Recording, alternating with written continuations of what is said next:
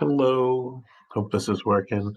I'm going to go ahead and quickly do some of the item takeaways in case you want to have these. Um, Try to be as brief as possible. We got about five big ones. I got to participate along with a lot of the other people in our team at some of the recent sessions in St. Louis. I was involved in the eighth grade writing team. We reviewed passages. We read earlier passages where teachers and admin folk had been together writing other passages. We went through a quick selection of those to see if any of them had bias and eliminated a few. There were a couple written from a different lens that I thought, were probably appropriate for all our learners. So if we ever saw those, we just kind of flagged them, and they kind of became not part of the next set. So after we made a few cuts, we were assigned those passages and we sat and wrote a multiple of items, about 4 to 6 questions per passage. You can see those are the different kind of questions: multiple choice, multiple select, text enhanced, writing prompt. Myself, I wrote 57 items over the week-long experience and kind of chance to peer review and think through those.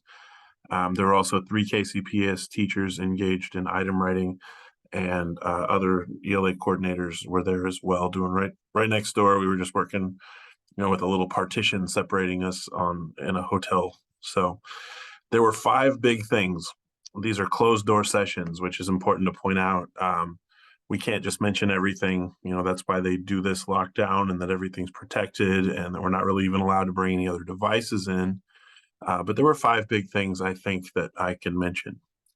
Takeaway one is, when we were talking about writing the passages, we were instructed to make sure the answers were in the order as they appeared in the passage, which dawned on us that we could tell our students that. And we asked if it was appropriate to share that a strategy might be looking in the passage for the answers and knowing that they would appear in that order in the paragraphs, which is really big for ELA, because that way you could go through a process of elimination and eliminate some responses um, if you knew that they were supposed to be in the right order.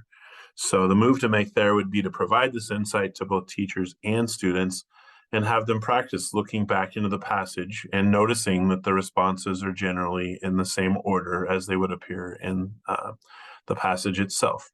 Okay, takeaway two, which I've always known, but to be there in person was really something I couldn't ignore. KC and St. Louis, 2 of the larger urban communities in Missouri, are very underrepresented at these events. And I don't think that's intentional, but when they do try to represent lots of different little smaller rural groups, they get a lot of variety of those people who do show up. But really, we were represented by about 4 people who are from urban communities, maybe 5, I think. And I met the coordinator from St. Louis schools, and we talked a lot. So it was very powerful to get to go to these experiences. Other people are saying that, and I would agree that we should encourage our teachers to go network and meet these folks too. I did notice that a lot of the teachers, though, even our team, were saying, like, I'm amazed I got picked for this. I haven't really been teaching very long. This is really kind of challenging to write these questions. And there are fewer veteran teachers that come to these events as the years go on. And so they have to start, building new experience levels with kind of newer teachers. But again, I would say it's the best way to learn about what is being asked of you when you're a student, is to go and take part in writing the questions. So we're going to recommend teachers for future opportunities and try to get them signed up. Take that as kind of an under our wing approach to see how many more people we could get to go to these things too. Okay, takeaway 3 is that this is a 3-year process. And so one thing we can rest assured is, for the next 3 years, we're not going to see a lot of variation in the current testing. We are currently in year 1 of a 3-year process. I will admit that the testing felt a lot like it was before. Even the process for just inventing the passage topics, it's not like there's a really, I would hate to say, streamlined process to making it better yet. And the idea of having it be more like real world writing targets is not going to happen, at least in this batch of tests that we're working on for the next 3 years. I was part of the Success Ready Network, and a lot of the goals that dese group stated was trying to make writing prompts more like the things they would experience in industry standards. And that'll take an awful lot of thinking and an awful lot of creating but I did note that none of that had really been mentioned to the current curriculum team of writers. Okay, so the move to make, I think, is really to continue to concentrate on what we've been practicing, where we know there's a longer writing prompt. We know there's a variety of different test type of questions. We know there's a bulk of reading passages, 7 or 8 possibly. And so it does confirm that the interim tests are good practice still for what we are looking to accomplish at the end of the year. Okay, takeaway 4, if you can see that way up there, it says, passages are often dry and uninteresting because, and I used to wonder, why really is it so much that we read things that really don't feel very interesting? And a lot of times these are the factors that we were asked to consider. The questions must be answered with only the material in the passage and not prior knowledge. That takes down a lot of potential interesting topics. Topics are not supposed to be all regional or based on specific experience some would have or not based on where they live. But in this case, like Sarah mentioned, in the 3 to 5 grades, a lot of things did come out that way regionally. I took a shot at writing a little passage about some Missouri things, like going on a trip to get something from the Plaza Library, or I don't think it was really required that you would know about the Plaza in order to answer the questions or the history of Kansas City. But um, for example, those may get pulled out or they may be included. So there were a lot of people writing regional things and a lot more representation around rural topics and things that we would not necessarily have gone to unless we went on a really long field trip. So moves to make would be to continue teaching students this productive struggle. Practice with texts that students may not find immediately or initially interesting, and to continue to build out knowledge and vocabulary across content topics and other ideas. Okay, takeaway 5.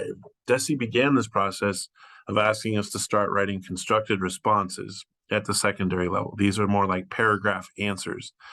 However, in the middle of that decision to do so, there were so many questions about the goal of making these that it was tabled, and I guess the next team that comes on will tackle that. I assume, again, it's a 3-year process, so we weren't going to see any constructed responses right around the corner.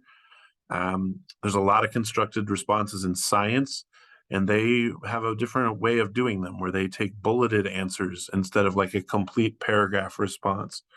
So what I would continue to do in classes is practice this constructed response as a way to see our students thinking and a way to think about evidence and how evidence plays its role in being a complete claim with the evidence response that supports the claim. Beyond that, we know our students are going to be writing in 8th and 10th grade full 5-paragraph versions of those. And so we really want to make sure any practice we do about doing race model or paragraph writing, that our students know they're going to be expected to write multi-paragraph responses. And then that's the thing we need to start practicing even more. Okay, we're going to continue to work with dese. Our goals in ELA would be to attend regular meetings that are going on around here in the RPDC. Both the elementary and secondary coordinators, I think, are really watching for future invitations to go to these things again. And like we said, perhaps spread it around to other teachers. We do have a lot of teachers involved in a lot of these other initiatives that are mentioned on this page, whether it's letters, read to lead, exceed. No, that was the third part. So, we also have a lot of teachers involved in the 3 Ls. So if you're interested in learning more about how to support ELA and how ELA is supporting a lot of these particular goals that we may have learned about in the dese item writing sessions, please reach out. I'm Chris Odom. Thanks a lot for listening.